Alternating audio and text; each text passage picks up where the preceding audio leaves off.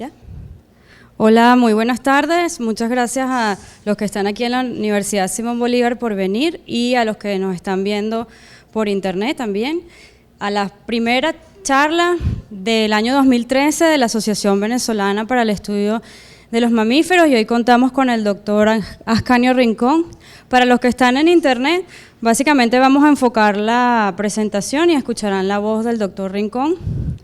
La charla se titula Mamíferos fósiles en los depósitos de asfaltos de Venezuela, y hablando un poquito del trabajo que ha hecho el doctor Rincón. Bueno, él es paleontólogo de vertebrados, muchos de ustedes ya lo conocerán por sus múltiples publicaciones con mamíferos fósiles en Venezuela, y él es biólogo de la Universidad del Zulia, doctor en ciencias del IBIC, y ha realizado 2 postdoctorados en paleontología de vertebrados, uno en la Universidad de Texas y otro en el IBIC también. Bueno, adelante. Gracias por venir. Sí, ¿se escucha? Sí, buenas tardes. Gracias por la invitación a SOVEN y el privilegio de tener la primera presentación en el ciclo de charlas de este año. Bueno, me pidieron una charla sobre mamíferos y básicamente lo que yo pensé es tratar de esbozar lo que nosotros hemos estado haciendo por más o menos unos 17 años con los depósitos de asfalto en Venezuela.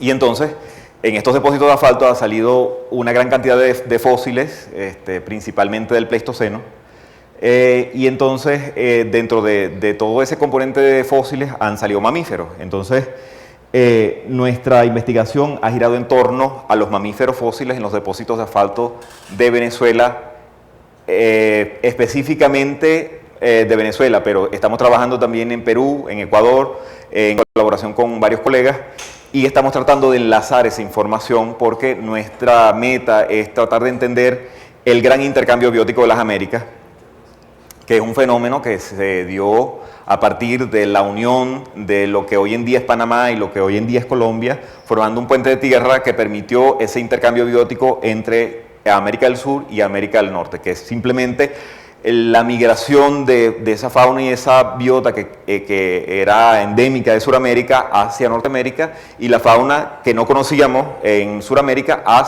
de Norteamérica hacia Sudamérica. Entonces, la gente ha hablado mucho sobre el gran intercambio biótico de las Américas, pero lo que conocemos hasta el sol de hoy es lo que han publicado sobre Norteamérica, es decir, los mamíferos de Norteamérica y básicamente el sur de Sudamérica. No conocemos nada en el norte de América del Sur, donde, digamos, fue casi que el puente donde ese fenómeno, el gran intercambio biótico de las Américas, ocurre. Y básicamente son puntos aislados de información faunística, de información con algunas fechas que, bueno, hay que tomarlas con pinzas, y nosotros quisimos tratar de probar una hipótesis demasiado sencilla. Así como tenemos evidencia del gran intercambio biótico de las Américas en el norte de América del Sur, era obvio que sí, pero teníamos que encontrar esa evidencia. Entonces, un poco lo que nosotros quisimos hacer es salir de los yacimientos clásicos sedimentarios, por ejemplo, Moaco, Taima, es decir, son pleistoceno tardío, normalmente asociados con el hombre, con la cacería por parte del hombre de esa megafauna del Pleistoceno, y nos enfocamos en esos depósitos de asfalto.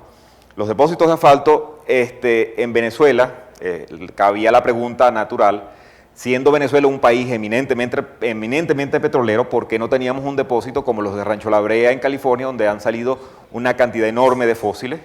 Y la respuesta es sí, tenemos depósitos de asfalto con fósiles. Entonces, en el año 96, más o menos, era noviembre aproximadamente, fuimos al campo con un mapa de las petroleras, donde había un mene gigante, la palabra mene es la designación aborigen para un pozo de asfalto natural, y conseguimos el mene a escasa una hora de Maracaibo hacia el oeste, estacionamos el carro y caminamos 10 minutos. A los primeros 10 minutos empezamos a conseguir fósiles de tigre dientes de sable, caballos, camellos, ratones, todos aparentemente de un Pleistoceno muy tardío por la asociación faunística que se encontraba ahí, pero digamos, lo que quisimos ver después es cómo esos depósitos de asfalto se originaron. Esta es una vista del depósito de asfalto de Inciarte.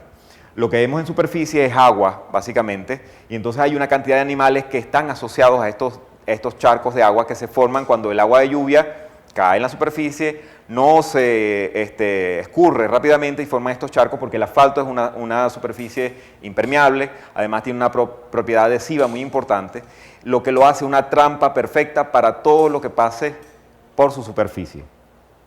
Por ejemplo, crecen un tipo de vegetación, entonces los animales vienen a aprovechar esa vegetación, a comerse esa vegetación, meten las patas en el agua, supuesta agua, y quedan atrapados en el asfalto que hay abajo. Entonces empieza el proceso de fosilización porque esos animales van a morirse de inanición, porque lo ataca otro depredador, ese depredador probablemente también caiga en el depósito de asfalto, entonces todo ese montón de animales en descomposición van a traer escarabajos necrófagos, moscas, etcétera, también van a quedar atrapados ahí, después vienen los buitres a comerse la carroña, también quedan atrapados.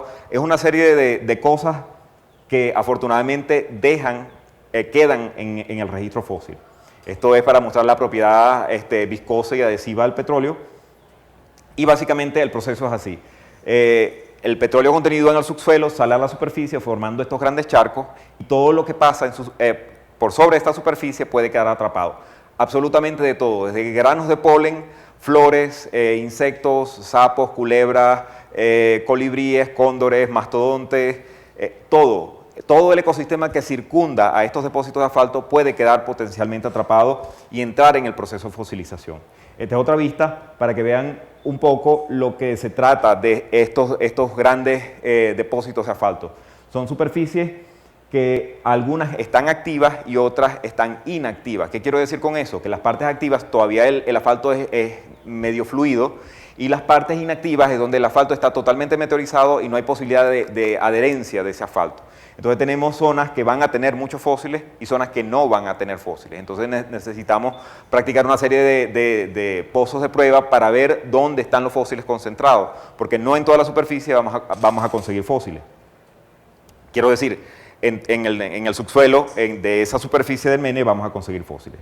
Esto es un ejemplo de lo que pasa cuando una lechuza piensa que hay un animalito atrapado en el asfalto, la lechuza pasa y queda atrapada y eventualmente muere y sus huesos van a hundirse en ese asfalto y probablemente ese esqueleto va a disociarse, entonces vas a tener una maraña de huesos tan grande como 37.000 metros cúbicos de asfalto con huesos, que es muy difícil de desenmarañar básicamente, porque los huesos están trabados unos encima de los otros, que a través del tiempo han quedado esa cantidad de animales atrapados y eventualmente todas las carcasas animales van acumulándose una tras otra, y además hay un fenómeno que se llama, que es una especie de licuadora gigante. El asfalto en el día se mueve lentamente por la acción del calor y en la noche se paraliza ese movimiento. Entonces, ese estira y encoge de las temperaturas y del movimiento hace que los huesos se rompan, que los huesos se mezclen, que hay algunos estratos naturales que hemos conseguido donde los fósiles no se mezclan,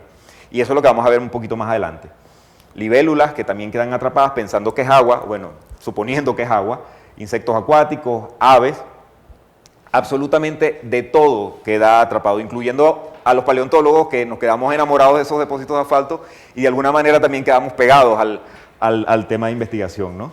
Los depósitos de asfalto no son nada raro, hay varios en el mundo, por ejemplo los más famosos son los de Rancho La Brea en California, también hay otros que no son tan famosos pero que tienen una fauna fósil muy importante, que son los de Carpentaria y Maquítrica al norte de California. Después tenemos los de Talara en Perú, Santa Elena en Ecuador, tenemos la brea de Peach Lake en Trinidad y las breas de San Felipe, aun cuando estas breas de San Felipe son impregnaciones secundarias. Quiero decir con esto, los fósiles estaban y la brea llegó después, no fue la tafonomía, es decir, el proceso de fosilización natural donde los animales quedan pegados en el asfalto y esas carcasas van acumulándose en el tiempo. El Mene de Inciarte queda, por supuesto, en la cuenca de Maracaibo, una de las zonas más petrolíferas del país, y uno de los menes más importantes en la cuenca del lago es el Mene de Inciarte. Tiene aproximadamente 1 kilómetro de largo por medio kilómetro de ancho, y básicamente toda esa superficie en el subsuelo va a haber fósiles. Esto es un poco para que se ubiquen, esto es la Sierra de Perijá en la cuenca del lago de Maracaibo. Cada punto rojo es un sitio potencialmente fosilífero Inciarte lo tenemos más al norte, donde está Río Cachirí, Inciarte, La Pastora, Nazaret, esos puntos que están ahí cerca, el embalse de Manuelote, en una zona muy intervenida por el ganado, por la agricultura, etc. Hay un gran mene donde nadie se mete porque las vacas básicamente pasan por ahí y se quedan pegadas y bueno, era un desastre, entonces cercaron el mene y ahora es como una reserva natural, o sea, nadie interviene en la superficie del mene. Esta es nuestra excavación. Ustedes dirán, bueno, pero de esas dos excavaciones no pudiste haber sacado todo lo que les voy a mostrar después, pero realmente de esos dos pozos hemos extraído aproximadamente 8.000 fósiles. Eso es aproximadamente 1 metro cúbico de asfalto. Y de ese metro cúbico, increíblemente, tenemos 8.000 fósiles de vertebrados y no sé cuántos miles de insectos y plantas y otras cosas que tenemos en stand-by porque básicamente nadie quiere estudiar los insectos fósiles de ese sitio. Ignoro la razón. Pero de estos dos pozos, que lo llamamos pozo A y pozo B, básicamente por cuestiones de excavación, hemos sacado casi toda la información más relevante del Pleistoceno tardío del norte de América del Sur, puesto que tenemos una fecha radiométrica con carbono 14, tenemos la diversidad más alta de mamíferos en el norte de América del Sur, amén del Mioceno de la Venta en Colombia. Entonces esto es un poquito para mostrarles qué hemos conseguido muy rápidamente, no voy a caer en detalles de la taxonomía y cómo llegamos a la identificación de estos fósiles. Estos son las vistas oclusales, es decir, las vistas masticatorias de por lo menos 9 especies de ratones. Tenemos una gran cantidad de ejemplares, tenemos aproximadamente 365 ejemplares de ratones, básicamente son mandíbulas con dientes, maxilares con dientes, muy perfectos, con los que pudimos llegar a una identificación hasta especie. Entonces, tenemos además un género nuevo de una rata de bambusales. Estamos ahorita desarrollando la filogenia de este grupo, que ha sido bastante cuesta arriba por lo escaso del material, pero sin embargo la información dental nos está arrojando efectivamente que se trata de un género nuevo que queremos bautizar como Zulianomys crassiconus. Y esta es la radiografía que nos dan los ratones. Los ratones, básicamente, primero, voy a recapitular, el mene de Inciarte lo fechamos con carbono 14 entre 25 y 27.000 años, exactamente en el último pico del último glacial, lo cual ya nos está diciendo que vamos a conseguir condiciones muy secas y frías al final del Pleistoceno, y en el mene de Inciarte vamos a conseguir justamente eso, es decir, vamos a ver qué nos dicen los ratones. Sigmodon, Híspidos y Calomys son los que están en mayor proporción en la composición, en la asociación fósil de ese sitio. Entonces, casi representan el 75% de la fauna. Contamos el número de ejemplares de todos los ratones y eso nos dio más o menos esta torta. Y esto nos está diciendo que, como estos dos ratones hoy en día, usando términos autopaleoecológicos, no tendríamos por qué pensar que las condiciones, que ellos cambiaron de hábitos, es decir, que ellos estaban antes en el bosque y ahora son de sabana. No, nosotros asumimos que estos ratones tenían el mismo comportamiento, por lo tanto, si seguimos esos términos, entonces vamos a tener que los ratones nos están diciendo que hace entre 25 y 27.000 años había condiciones de sabana abierta con árboles dispersos en esa zona. ¿Por qué conseguimos justamente ratones asociados a bosques? Y eso nos está diciendo, bueno, había ratones asociados a bosques, eran muy pocos, y los que estaban en mayor proporción eran los ratones de sabana. Eso es la primera pista que nos dice, ¿será que Inciarte es una asociación de sabana con árboles dispersos? Los murciélagos, que también conseguimos en ese sitio, básicamente 5 especies de murciélagos, y excepto Tracopsirrhosus, y bueno, Eptesicus un poco, ¿no? Pero Rolleza, Micronicteris son de ambientes más abiertos, ¿no? Entonces esto nos estaría corroborando un poco la información que nos está dando los ratones. Canisdirus, que es el cuarto registro para Sudamérica, el registro más al norte de América del Sur, apenas son 2 dientes, pero suficientes como para decir eso es Canisdirus por las proporciones y por la morfología de los molares, del premolar y del canino. ¿Cuánto pesaba? ¿Cuánto pesaba? Como unos 30, 40 kilos más o menos. También tenemos Uroceon cinereus argenteus, lo identificamos con bulas timpánicas y un fragmento del cráneo, que son definitivamente Uroceon cinereus argenteus. Ninguno tiene esa conformación en forma de lira de las crestas parietales. Tenemos el lobo de las cavernas, Protoceon troglodytes, que sería el registro más al norte otra vez, y el primer registro para Venezuela. Tenemos el tigre de dientes de sable. Los primeros fósiles que conseguimos ese noviembre de 1996 fueron estos dos dientes, y básicamente nos dimos cuenta, ok, esto es un sitio importante, y pudimos identificarlo como Smilodon populator, diferente a Smilodon californicus, por las tallas de los molares, ¿no? Que son bien, estructuras diagnósticas bien precisas en este caso.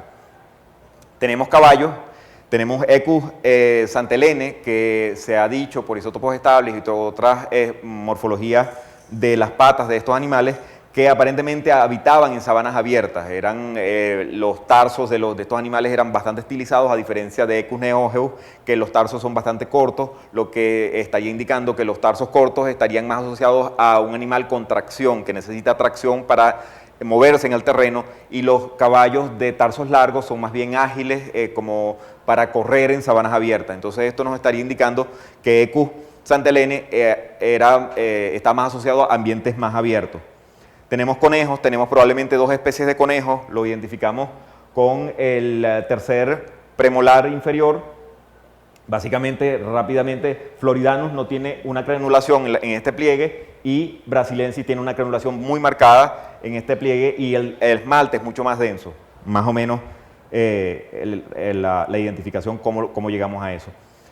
Tenemos Dasypus sabanicola en el Mene de Inciarte, y es el único registro que tenemos en la cuenca de Maracaibo, puesto que Dasypus sabanicola sabemos que hoy en día vive en los llanos de Venezuela, y la hipótesis planteada es que hace 25.000 años probablemente Dasypus sabanicola estaba en la cuenca de Maracaibo y en los llanos, y en algún momento hubo una desconexión a través del estado Falcón, que es la única zona baja que podría conectar las dos regiones, y eventualmente Dasypus sabanicola se extingue en la cuenca de Maracaibo y prevalece en los llanos hasta nuestros días. Una cosa que nos ayudó a identificar esto es que el Dasypus sabanicola, cuando hacemos un corte de los osteodermos, la figura central es en forma de meseta, y cuando vemos los otros Dasypus, la figura central es en forma de cuña. Eso es una característica diagnóstica muy obvia en estos osteodermos. Además, el tamaño es bastante pequeño. Propradopus sulcatus conseguimos en ese sitio, es un cachicamo o un armadillo de una talla un poco más grande. Es el registro más certero que tenemos, puesto que hay una descripción, es decir, todos los registros del lago de Valencia, de Taima de Moaco, simplemente es una lista sin descripción morfológica. No quiero tampoco desmejorar esas listas, pero había que hacer una descripción formal de la especie. Entonces, esta se convierte en la, digamos, descripción formal para Venezuela, de alguna manera. Tenemos Pampatherium humboldi, que lo identificamos por placas del caparazón. Tenemos Glyptodon clavipes. Una de las características más obvias de esta especie es que la figura central, estos son osteodermos del caparazón. Las figuras centrales tienen un huequito más o menos en el centro, que no lo tienen los demás gliptodontes, salvo otra especie que vivió en Argentina en más o menos el mismo tiempo, que la perforación es mucho más profunda, y no es una cuestión ontogénica ni una morfoclina, sino que son especies bastante discretas. Tenemos Macrauchenia sp, tenemos un fragmento de un maxilar con por lo menos 5 dientes y un fragmento de la mandíbula de un animal parecido a que es como una especie de danta con patas de caballo, pero que no tiene nada que ver con eso. Es una Litopterna, el orden Litopterna, que no tiene descendientes hoy en día, es decir, es totalmente extinto, endémico de Sudamérica, y hoy en día hay una discusión si el género es válido para el norte de Sudamérica, porque hay un género que se llama Cenorhinotherium, que es de Brasil, que se confunde mucho con Macrauchenia, porque hay que tener el cráneo completo para poder decir si es uno o el otro género. Yo creo que con los dientes podemos llegar a una identificación genérica, pero necesitamos un estudiante para poder resolver esto. Mixotoxodon larensis es un toxodonte del orden Notoungulata, también extinto. Lo que hicimos fue Era el segundo registro para Venezuela en el MENE de INCIARTE. Hoy en día hay muchos más registros y hicimos simplemente una línea entre los puntos donde se ha descrito la presencia de Myxotoxodon larensis, y con este simple ejercicio podemos decir que hay un recambio en la fauna del sur hacia el norte, es decir, en el sur dominaba Toxodon platensis y más o menos a los 12 grados sur cambia hacia Myxotoxodon larensis casi hasta Texas. Hoy en día consiguieron Myxotoxodon al sur de Texas. Entonces, básicamente es uno de esos taxones intertropicales que hay que ver exactamente cuál es la relación paleoecológica.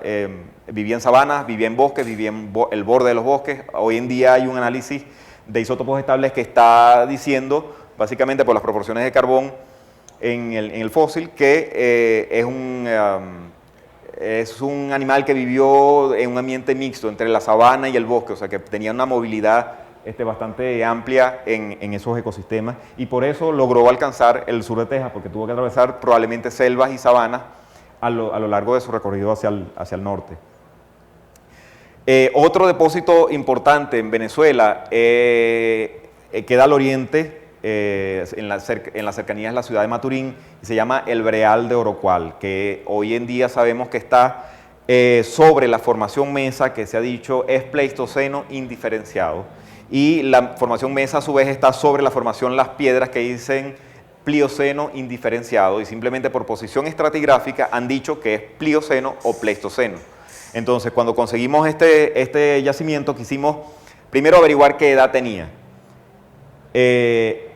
Esto lo pudimos hacer gracias a que hubo una excavación para la puesta en uso de una tubería, y cuando la máquina abrió la trinchera para poner el oleoducto, simplemente consiguió un montón de fósiles. Entonces, esto es más o menos la trinchera en el momento que se descubrió, y empezamos a conseguir cosas como esta. Esto es una vértebra como de este tamaño, más o menos, de un megaterio, y cada cosa de estas que se ve aquí son astillas de huesos. Es decir, esto es una acumulación, lo que dije al principio, 37.000 metros cúbicos de asfalto con fósiles. Esto es un sitio enorme. Yo creo que le gana INCIARTE por la talla, ¿no? Pero esto, vamos a ver la importancia que tiene. Lo que hicimos fue simplemente recoger en superficie los fósiles que estaban destrozados por la máquina, y empezamos a identificar cosas. Caimán venezuelensis es una especie nueva, descrita recientemente, que apareció en ese depósito. Tenemos culebras arborícolas, tenemos una boa. Miren, esto es una boa, la vértebra de una boa adulta, y de una boa muy grande además, y esto es la boa que conseguimos en el sitio de INCIARTE, que además eran 6 vértebras articuladas, lo cual representa una cosa bien rara en los depósitos de asfalto, porque los esqueletos se disocian. Tenemos por lo menos 3 especies de tortugas, entre ellas la tortuga rao.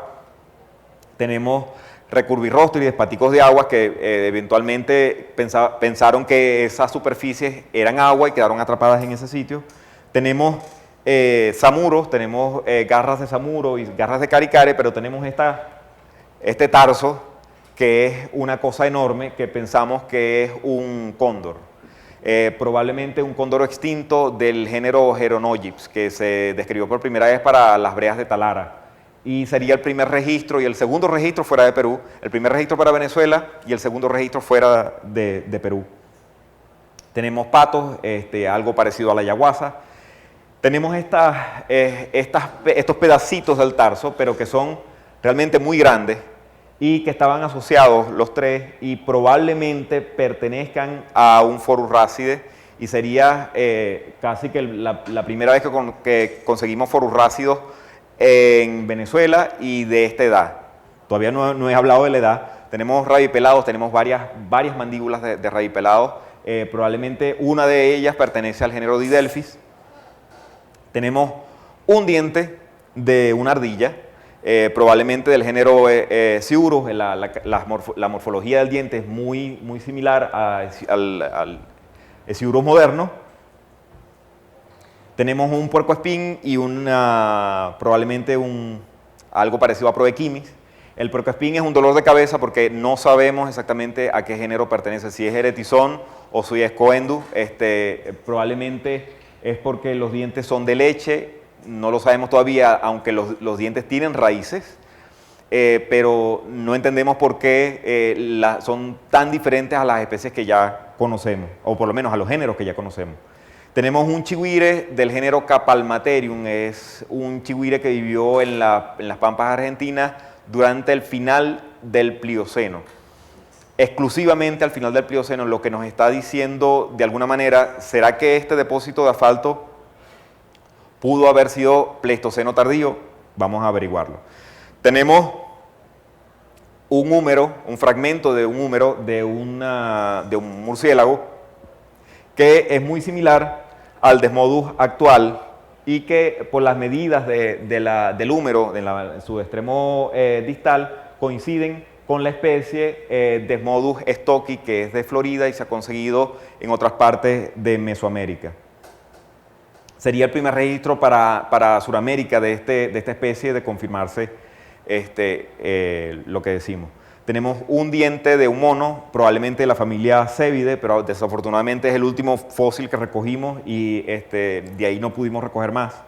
Tenemos un tarso de un oso hormiguero 3 veces más grande que el oso hormiguero actual, o sea que es realmente un monstruo. Tenemos en este sitio del Breal de Orocual por lo menos 6 especies de cachicamos, dentro de los que contamos Glitodon clavipes, Pampatherium, Propraopus, Pachyarmaterium, Olmesina y Oplophorus. Pachyarmaterium hago énfasis porque Pachyarmaterium leigh-selli, lo identificamos con estos osteodermos, vivió exclusivamente en un rango de tiempo entre el Plioceno tardío y el Pleistoceno medio. Estoy hablando de aproximadamente 2.5 millones de años y 500.000 años. Esto nos reduce el rango de acción de nuestra tabla cronológica, es decir, probablemente este depósito se haya depositado, y valga la redundancia, entre 2.5 millones de años y 500.000 años. Sin embargo, vamos a ver que vamos a ir afinando un poquito más la edad a medida que vamos viendo los demás taxones involucrados en esta asociación. Esto es la mandíbula de un Pampatherium humboldti, muy raros, conseguir una mandíbula más o menos completa con los dientes en los alvéolos, porque normalmente se destrozan, se fragmentan y desaparecen.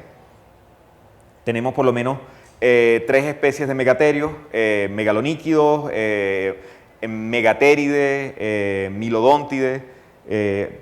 Ahorita tenemos muy pocos fragmentos como para ir un poco más allá, sin embargo los megaloníquidos nos están diciendo que probablemente sean géneros nuevos. Tenemos el famoso tigre dientes de cimitarra, que apareció que fue uno de los primeros fósiles que conseguimos en este sitio. Parece que los gatos tienen una suerte con ser los primeros en encontrarse en estos depósitos, pero también se ha dicho que los depósitos de asfalto son trampas para carnívoros, porque los herbívoros quedan ahí y ellos simplemente están al acecho esperando que algo caiga para poder comérselo, ¿no? O para poder aprovechar la carroña. Básicamente, la diferencia más grande que tiene esta especie con relación a las 5 o 6 especies que hay en el mundo es que los maxilares básicamente son muy comprimidos, como en los gatos modernos, lo que nos está diciendo que es una característica un poco avanzada con respecto al morro de los Homotherium comunes, que son gatos con la trompa muy larga, que es una característica avanzada con respecto a los gatos. Los gatos, la característica es que el rostro sea más bien chato, como en este caso, y la mayoría de los homotherios tienen el rostro bastante alargado. Entonces, eso y otras características del cráneo, por ejemplo, el proceso mastoide, unas características en la mandíbula a nivel de los dientes, etcétera, nos llevó a la conclusión que se trataba de una especie nueva, la cual bautizamos Homotherium venezuelensis. Pero, por suerte, conseguimos estos dientes, fueron realmente 4 dientes, estoy ilustrando los más importantes, de un tigre dientes de sable. La característica principal, o mejor dicho, la diferencia entre el dientes de cimitarra con el dientes de sable es que los colmillos o los caninos superiores son bastante más cortos y la sierra que tienen en la parte anterior y en la parte posterior del diente son mucho más gruesas en los de cimitarra que en los de sable. Los dientes de sable, los dientes son más alargados y esa sierra es mucho más finita. Entonces, eso nos llevó a decir que estos dientes eran tigre dientes de sable, a diferencia del otro, pero había unas características muy raras que no entendíamos, porque normalmente lo que se consigue en Sudamérica es Smilodon populator, que son gatos muy grandes, con unos dientes muy grandes, y estos dientes eran más bien pequeños, con una sierra muy diminuta que solamente podía verse a través de una lupa. Entonces, después de mucho cavilar respecto a la identificación de esto, nos dimos cuenta que se trataba de Smilodon gracilis. Esto convierte a estos fósiles en el primer registro de Smilodon gracilis para Sudamérica. Esto nos está hablando de la complejidad del gran intercambio biótico de las Américas, porque normalmente se decía que lo primero que pasó fueron los mastodontes, los caballos, pero Smilodon gracilis fue una de las especies que pasó de manera exitosa y mantuvo poblaciones en las sabanas de Maturín hace probablemente 2.5 millones de años. Y además nos está hablando de una complejidad trófica en el sitio, porque había dos hipercarnívoros en una misma zona que hacían dos hipercarnívoros para no comerse y poder alimentarse. Es decir, evidentemente había partición de nichos, etcétera, que los llevaba a comer una cosa uno y otra cosa otro. Entonces, básicamente es casi que uno de los fósiles más importantes de este depósito y quizás uno de los más importantes en mucho tiempo en Venezuela, porque justamente los gatos, el origen de estos dientes de sable se había dicho, se origina en Norteamérica y migra a Sudamérica y se diferencia en Smilodon populator. Pero entonces, sabemos por la filogenia de estos gatos que este Smilodon gracilis es mucho más primitivo que los del Pleistoceno tardío. Entonces, si llevamos esto a que en Florida y en Venezuela existían al mismo tiempo la misma especie, ¿dónde se originó? Entonces ahora creamos más bien que una solución, un problema, porque ahora no sabemos, evidentemente ellos vinieron del norte hacia Sudamérica, pero ¿cuándo? ¿Cuándo se diferenciaron? Ahora esa es la pregunta, no dónde, sino cuándo. Tenemos algo parecido al oso frontino, tenemos el género Artotherium, probablemente la especie Artotherium winghei, que ya fue reportada para la Cueva del Guácharo, y para Taima taima, apenas es un molar, pero es suficientemente diagnóstico como para decir es un oso del género Artotherium. Tenemos una mandíbula de un lobo completa, pero que no coincide con ninguno de los géneros que tenemos hasta ahora en Sudamérica. Recordemos que Sudamérica en este momento es uno de los sitios con más diversidad de cánidos en el planeta y a ciencia cierta no sabemos qué es. No sabemos, le dijimos que era canis por más o menos acercarlo a algo, a lo que más se parece, pero tiene unas características bien particulares y bien primitivas que nos dicen esto es otra cosa. Y por ser pliopleistoceno probablemente va a ser un género nuevo o una cosa de esta. Tenemos el primer registro de Ipidium para Venezuela, tenemos Dantas, no sabemos qué especie es, se parece mucho a terrestris, pero tiene características plesiomórficas que no encajan con terrestris. Tenemos llamas en el pliopleistoceno de Maturín hace probablemente 2,5 millones de años. Tenemos Báquiro, algo parecido al Báquiro, pero un género totalmente distinto, que es el Báquiro de rostro largo, que era el género Platigono. Tenemos Toxodontes, Mixotoxodon sp, por otra vez, características plesiomórficas que no coinciden con la especie ya descrita para el Pleistoceno tardío. Tenemos un fragmento de un diente de un mastodonte y finalmente, no espero que se lean toda la lista, pero lo importante es que tenemos un montón de mamíferos, un montón de reptiles, aves, etcétera, que aproximadamente son unas 34 especies de vertebrados en este sitio, que nos están hablando de ambientes de sabana, de ambientes del ecotono entre el bosque y la sabana, del bosque, animales con ciertos hábitos acuáticos, y dos especies que nos están diciendo que estamos cerca del pliopleistoceno. Si esto es así, olvídense de carbono 14, porque el carbono 14 tiene una vida media de aproximadamente 50.000 años, y no vamos a poder fechar animales más viejos, no vamos a poder fechar fósiles más viejos, quiero decir. Entonces estamos en un problema muy serio porque no tenemos ceniza volcánica, no tenemos cómo fechar de manera absoluta este sitio, sino con la asociación faunística, y afortunadamente tenemos Smilodon gracilis y tenemos Pachyarmaterium leysseyi, que nos están diciendo probablemente es Plioceno tardío, Pleistoceno temprano aproximadamente. Bueno, la pregunta original de si esto era evidencia del gran intercambio, que parecía sencilla, pero teníamos que tratar de ver qué teníamos en esos depósitos, David Webb en el 76, después de una serie de años posteriores, habló del gran intercambio biótico de las Américas como un balance asimétrico, balance biogeográfico asimétrico, es decir, en los pulsos de los glaciares había condiciones de sequía y imperaban los ambientes abiertos de sabana con árboles dispersos, y al principio en Sudamérica había principalmente muchos animales autóctonos y menos animales alóctonos, es decir, más de Sudamérica que de Norteamérica. Cuando en el devenir del tiempo, a medida que ese intercambio se hace más efectivo, evidentemente los animales del norte cruzan hacia el sur y la relación se invierte. ¿Qué quiero decir con todo esto? Cuando vemos las proporciones de mamíferos no voladores ni acuáticos, hoy en día tenemos esa torta que está allá, es decir, los animales que vinieron del norte y colonizaron Sudamérica representan el 54% y los mamíferos autóctonos representan el 46%. Muy parecido a lo que ocurre en el Mene de Inciarte, que tiene entre 25 y 27 mil años. Esto quiere decir que es muy similar el Mene de Inciarte a la composición de mamíferos que tenemos en este momento en Venezuela. Pero cuando nos vamos al Breal de Orocual, con una supuesta edad pliopleistocena, es decir, entre 2.5 y 500 mil años, la relación se invierte, lo cual sería lógico, es decir, los animales del norte comienzan a colonizar Sudamérica y evidentemente van a ser pocos taxones que están representados en el registro, más los taxones suramericanos son los que van a prevalecer en ese depósito. Parecía muy sencilla la pregunta, pero había mucho trabajo por delante para poder responderla y finalmente 17 años de trabajo resumidos en una sola lámina.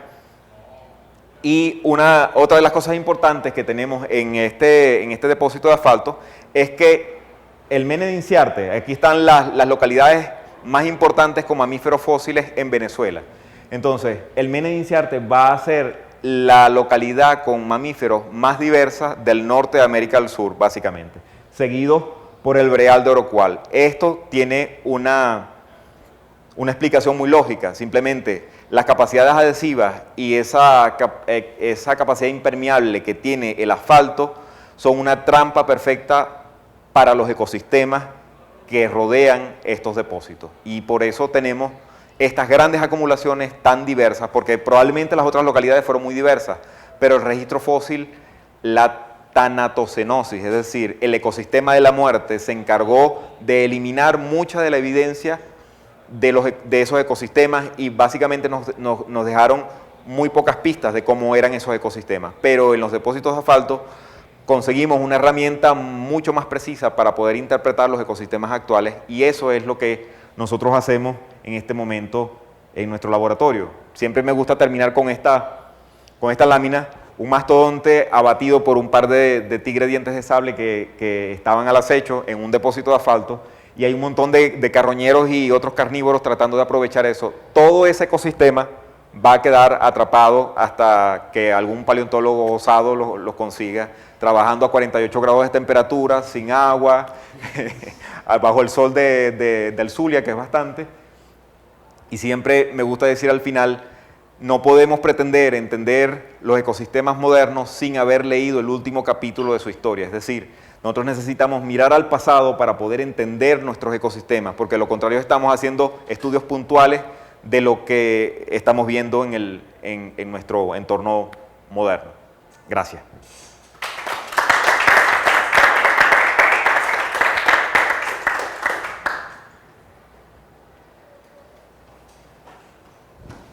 Bueno, muchas gracias, Ascanio, por ese impresionante resumen de la utilidad de los depósitos de asfalto para poder estudiar la fauna de los periodos anteriores, ¿no? Muy, muy interesante. Gracias.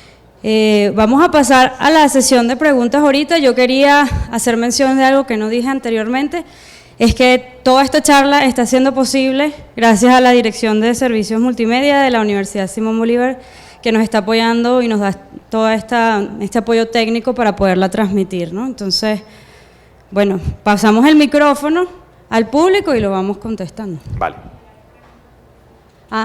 Bueno, también, y si hay preguntas, las personas que están en la red, si hay preguntas, les agradecemos que las coloquen por el Twitter, que lo estamos viendo aquí, y Tatiana se encarga de transmitirlas en caso de que haya alguna. Profesor. Qué modernidad, Dios mío. Gracias, muy bien, bien interesante el asunto. En esa zona de Inciarte, que es relativamente reciente para lo que es la paleontología de 25.000 años y tal, ¿eso significa que ya había humanos por ahí que ya habían llegado de allá Sí. por el estrecho de Bering y todo aquello, ¿no? Sí. ¿Eso significaría entonces también que la extinción de muchos de estos que están extintos ya es debido al hombre o no se sabe? Es una pregunta complicada. Aquí, sí, yo tengo micrófono, pero es una pregunta complicada. De hecho, el martes tengo una reunión auspiciada por la National Science Foundation para responder de alguna manera a esa pregunta. Nadie sabe. Hay básicamente tres hipótesis que dicen. Una es la extinción de la megafauna es culpa del hombre, es decir, la caza excesiva de la megafauna acabó con esos mamíferos.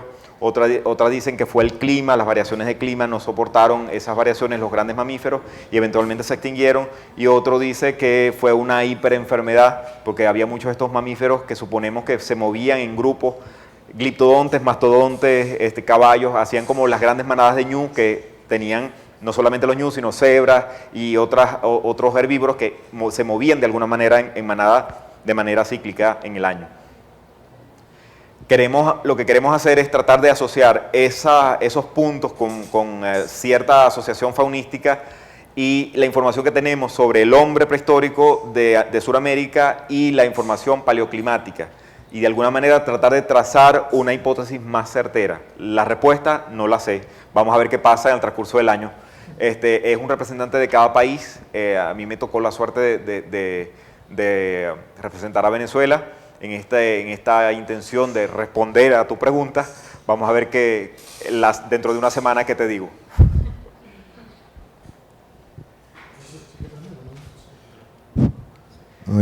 Tengo varias preguntas, pero empezando por esta última, o sea, si esto tiene 25.000 años y hasta donde yo entiendo la fecha aceptada del hombre en América en América del Sur es unos 14.000 años, algo así, o sea, sí. Este es más o menos el doble o sea, Sí. me sorprende que se diga que hace 25.000 años pudiera haber estado el hombre aquí. Esa es la suposición Esa es la suposición. Es decir, el hombre, los restos humanos fechados con más certeza es el hombre de Kennewick, que tiene 9.000 años. El resto de las asociaciones humanas son básicamente herramientas líticas que nos dicen que ahí estuvo el hombre y que esa fue una edad más o menos. Por ejemplo, el Jobo, que tiene aquí en la zona árida de Falcón, que tiene más o menos 14.000, 15.000 años aproximadamente. Monteverde, que tiene más o menos 16, que está en Chile, pero es probable que el hombre estuvo aquí hace 30.000 o 25. Oye, me llamó muchísimo la atención que en Orocual había calitrícidos, parece. Sí, ahí sale. No, lo dice el diente del mono. Sí. Es probablemente un cébide. Ah, ok. Sí. En algún momento pensamos que era un calitrícido, pero después lo repensamos y dijimos, no, esto no parece, es que es demasiado pequeño. Es una de las últimas láminas, creo. A ver. No, en una de las últimas láminas, en el resumen. Aquí. En el resumen, Sí, pero era ese diente. Okay. Era ese diente que eso fue un misspelling mío en la presentación, que tuve que fusionar las dos presentaciones para poderla hacer. Pero no, el calitrícido no es un cébide. Ese que está ahí arriba, Sí, un calitrícido. Sí, exacto. No era calitrícido, era cébide, perdón. Y por último, en Inciarte, o penúltimo, en Inciarte había un quechicamo gigante. Sí. Pero es un género que no es Priodonte. ¿Ese es un género extinto o es el que está más al sur de Sudamérica? A ver, el que está en Inciarte es Propraopus, Ajá. que es diferente a Priodonte. Priodonte es otra cosa, con unos osteodermos bastante característicos que aparentemente están asociados a Pampatherium, Olmesina, esos cachicamos con las placas un poco más finitas y como más anchas, ¿no? Propraopus probablemente es un género asociado a Dasypus. Es una discusión que yo tengo en una de las publicaciones del 2008, donde digo que Propraopus realmente no es Propraopus, sino que es Dasypus en realidad, porque las similaridades del cráneo que conseguimos en Argentina y en Norteamérica, que hay unas especies reportadas, Dasypus velus, y cuyos osteodermos son exactamente lo mismo, probablemente son modismos taxonómicos, es decir, que porque a mí me gusta el nombre de Dasypus velus se lo pongo en el norte y a mí me gusta Propraopus sulcato y se lo pongo en el sur, pero es exactamente lo mismo y es el mismo problema que tiene el género Glyptodon, que para mí es el mismo género para toda América, simplemente hay una diferenciación específica muy diversa, digamos, porque hay gente que piensa que en el norte ese género se llama Glyptotherium y en el sur se llama Glyptodon. Y cuando tú contrastas las morfologías de los osteodermos y los cráneos, es exactamente la misma, con una variación, digamos, importante a nivel específico. Y hay que meterse un poco en el tema de la morfología de los gliptontes, que no es fácil. Yo pasé 4 años tratando de entenderla y, bueno, por un pelito no me vuelvo loco, pues muy compleja. Y mi conclusión es que simplemente, en el caso de Glyptodon y el caso de Propraopus, son géneros que necesitan una revisión muchísimo más profunda a nivel sistemático. Y por último, bueno, primero que, oye, me pareció súper interesante, buenísimo súper interesante. Y cuando presenta la figura de los grandes menes, ¿por qué no sale, por ejemplo, el lago asfalto de Guanoco, que es tan, me imagino que será importantísimo, ¿no? Sí, el problema con Guanoco es que las zonas con asfalto tendrían que estar un poco meteorizadas para poder hacer alguna excavación. La superficie de Guanoco es una superficie que se aniega cada cierto momento del día, está todavía muy activo, a diferencia, por ejemplo, del Pitch Lake, que es en Trinidad, que es el mismo sistema de fracturas que genera Guanoco y Pitch Lake en tierra firme.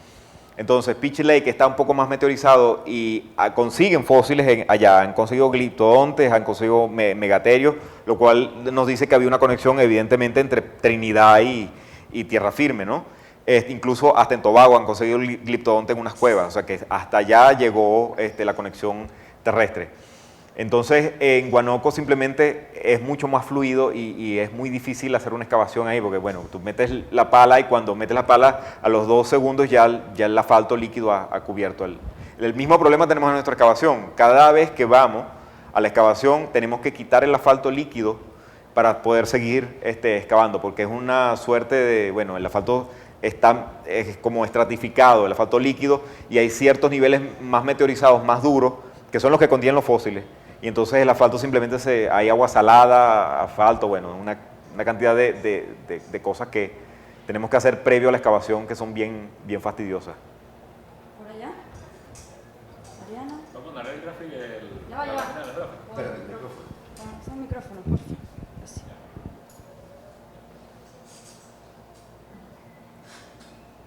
Gracias. Sí, la de los... Exacto. Bueno, por lo que veo ahí, en la zona del Mena de Iciarte y en el Brasil de Orocual, por lo menos en Iciarte, que es el que queda en Zulia, ¿no? Ajá. Hay una distribución, o sea, hay mayor cantidad de especies norteamericanas y en el que queda cerca de Monagas hay mayor cantidad de especies sudamericanas. ¿Eso cómo influiría la distribución de fauna hacia el centro del país? No lo sabemos. Acuérdate que aquí estamos comparando casi que manzanas con peras, es decir, claro, estamos hablando del final del Pleistoceno y el comienzo del Pleistoceno. Simplemente era para poder decir biocronológicamente cómo era la distribución de mamíferos. No estamos comparando los sitios per se, simplemente estamos diciendo que estamos cerca del gran intercambio, lejos del gran intercambio. Okay. Era para responder esa pregunta específica. No quería comparar los sitios porque evidentemente van a ser ecosistemas muy diferentes, claro, cronológicamente y no sé, faunísticamente, botánicamente van a ser muy diferentes. Pues evidentemente ahorita tenemos, si comparamos la cuenca Maracaibo con el delta del Orinoco, vamos a conseguir diferencias notables, porque no van a ser las mismas asociaciones ni faunísticas ni florísticas, aunque van a tener ciertas similaridades, en un cladograma van a diferenciarse, ¿no? Tatiana. Yo más que una pregunta, yo quería que Ascanio, en visto, o sea, estás mostrando una cosa que realmente es impresionante si uno realmente conoce el trasfondo de cómo se hace sobre todo la identificación de las especies. Porque si no, es como una magia negra, ¿no? Fuiste y buscaste un montón de fósiles y dices lo que es. Y de hecho, sobre todo la gente que hace identificación de especies, hoy en día, que sabe que vas a campo y tienes el ejemplar completo y puedes ir a un museo y comparar, es un trabajo difícil, incluso a veces hay mucha incertidumbre. ¿Tú puedes contarnos un poco cómo es ese proceso en este caso cuando realmente lo que tienes son fragmentos de dientes o de huesos? O a veces tenemos un solo diente. O un solo diente, y sin embargo puedes aproximarte a un nivel taxonómico bastante bueno, ¿no? Muchos dicen que los paleontólogos somos muy osados por eso, ¿no? Y realmente lo somos, porque a ciencia cierta yo que comencé como neontólogo, es decir, estudiando mamíferos modernos y terminé estudiando mamíferos viejos, sé lo que es eso, conseguir un murciélago en el campo y después tratar de identificarlo es bien complicado. Sin embargo, hay que hacer la acotación que cuando trabajas con animales modernos, tú tienes un concepto de especie muy diferente al que nosotros manejamos como paleontólogos. Ustedes manejan un concepto de especie que hay cruces genéticos, etcétera, etcétera, son unidades discretas taxonómicamente. Nosotros necesitamos movernos hacia un plano morfológico y hablar de la especie, de la morfoespecie, es decir, caracteres discretos en la morfología ósea, que es lo que nos queda en los fósiles, para poder hacer estas identificaciones. Por ejemplo, en el caso del puercoespín, nosotros tenemos 3 dientes que todavía son insuficientes para incluso decir qué género es. Yo podría ser muy osado y decir, esto parece coendu, pero simplemente el hecho de que tenga esta estructura aquí me dice, esto no es coendu. Ningún coendu en estado juvenil o en estado adulto con un grado de desgaste mínimo o con un grado de desgaste muy grande va a tener esa estructura. Por lo tanto, coendu simplemente no va a ser. Eretison, que es el otro género, tiene esta estructura de aquí, pero nunca se va a desarrollar como allá, que es la misma estructura, pero simplemente se conecta hacia la parte de afuera del diente.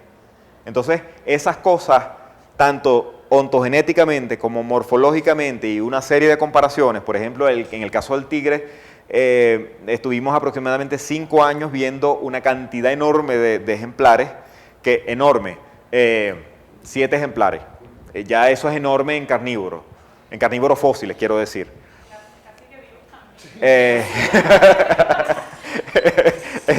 Entonces, fue así como que, bueno, había que viajar a Europa para ver la colección de allá, había que viajar a Norteamérica a ver la colección de allá, había que viajar a Argentina a ver la colección de allá, y entonces después poner todo en un pote a ver qué salía de ahí. La gran conclusión es que el ejemplar del tigre era demasiado diferente como para que encajara en cualquiera de las morfoespecies actualmente reconocidas. Entonces esas cosas nos llevan simplemente a decir, bueno, esto es una morfoespecie distinta y por lo cual yo lo voy a nombrar, tal cual como hacemos en taxonomía. Por ejemplo, hoy en día estamos trabajando con un estudiante que está haciendo los marsupiales y es una cosa súper complicada porque los marsupiales sabemos que hay estructuras que son de las estructuras blandas que son importantes para la taxonomía, pero nosotros nos tenemos que basar en las características dentales para poder hacer las identificaciones, que si el protocono es más alto que el metacono, que si el metacono está desplazado con respecto al protocono, que si el hipoconúlido o el talónido está en este ángulo que no está en Gracilinanus, que lo tiene Marmosa. Esos pequeños detalles que aparentemente son imperceptibles para los neontólogos, para los paleontólogos son estructuras súper importantes. Los neontólogos son todos los demás. Básicamente, lo divido así porque básicamente son los que estudian los organismos vivos y los que estudiamos los fósiles, que son una fauna y una flora totalmente diferente a la fauna y la flora que estudia las cosas modernas. Me toca a mí. Bueno, fíjense, tenemos a Diego Liscano de Colombia, aquí haciéndonos una pregunta. Hola, Diego. Voy a hacer la pregunta. ¿Han hecho alguna comparación de la cercanía del tapir encontrado con los tapires modernos y las nuevas? Sí, hay un trabajo que publicamos Eliseth Holanda y yo en el 2011. Perdón, ya va. Es que es larga la pregunta. Ah, ok. Vuelvo a repetirla. ¿Han hecho alguna comparación de la cercanía del tapir encontrado con los tapires modernos y las nuevas especies de fósiles de tapir que se han encontrado recientemente en Brasil? Sí. Ajá. Sí. Justamente Eliseth Holanda es brasileña. Ella hizo su tesis doctoral con tapires y por eso nos atrevimos a decir esto es Tapirus sp. Pues las comparamos con las especies de tapires que hay en las morfoespecies fósiles, evidentemente, de tapires que hay en Brasil y en el resto de América, y no coincide con